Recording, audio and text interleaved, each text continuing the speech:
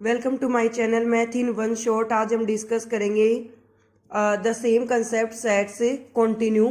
जैसे देखो union you से स्टार्ट होता है, ठीक है। यूनियन जो वर्ड है वो किस से स्टार्ट हो रहा है? यू से। तो इसका सिंबल भी क्या रहेगा? You.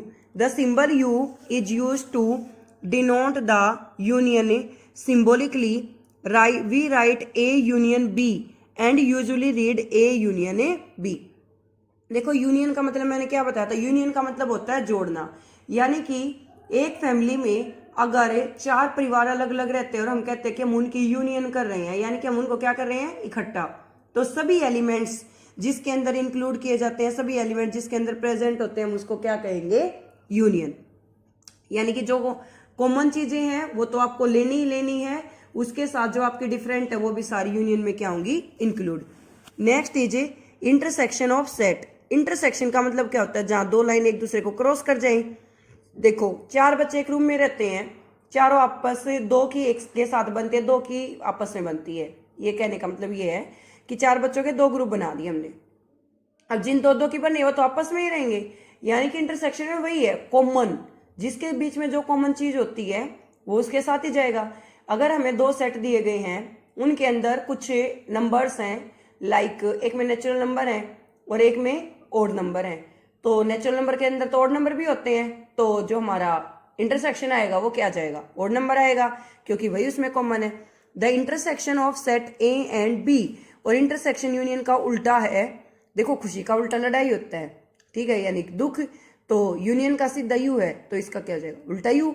Of all the element which are common both A and B, the symbol intersection is use to denote the intersection. उसके बाद कुछ प्रॉपर्टीज हैं इंटरसेक्शन की।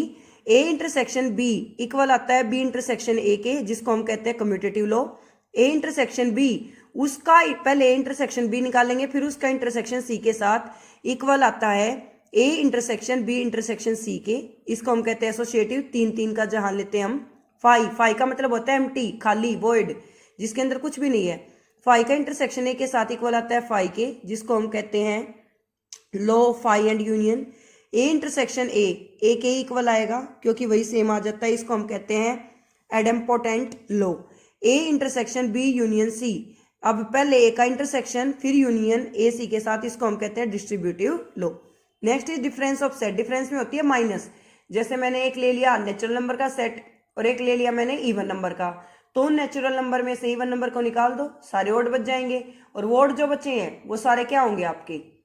आपकी माइनस आएगी, यानी कि डिफरेंस आएगा। पहले वाले एलिमेंट पहले वाले सेट के देखने आपको, जैसे ए माइनस बी करे हो तो ए के एलिमेंट देखो, जो बी में है वो हटा दो, बाकी सारे लिख दो। The difference of the sets A and B in this order is the set of the element which belong to A but not to B. B से बिलोंग नहीं करने चाहिए, ए से बिलोंग करने चाहिए। Symbolically we write A minus B, read as A minus B. उसके बाद कुछ प्रॉपर्टी है कंप्लीमेंट की। सबसे पहला है कंप्लीमेंट लो। ए का यूनियन ए, ट्रांसपोज नहीं बोलेंगे हम इसको हम बोलेंगे कंप्लीमेंट ऑफ ए, यूनियन के इक्वल आता है, यूनिवर्सल के। A intersection complement of A phi के इक्वल आता है, क्योंकि इसमें कुछ भी कॉमन नहीं आता।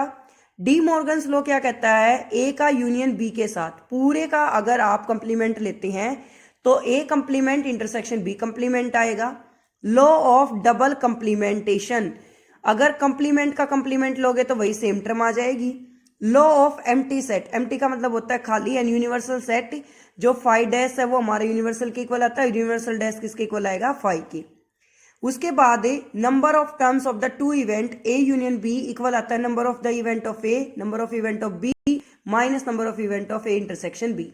इसमें आपके पास मेन पॉइंट ये है, यहाँ यूनियन है तो यहाँ इंटरसेक्शन, या इंटरसेक्शन है तो यहाँ यूनियन।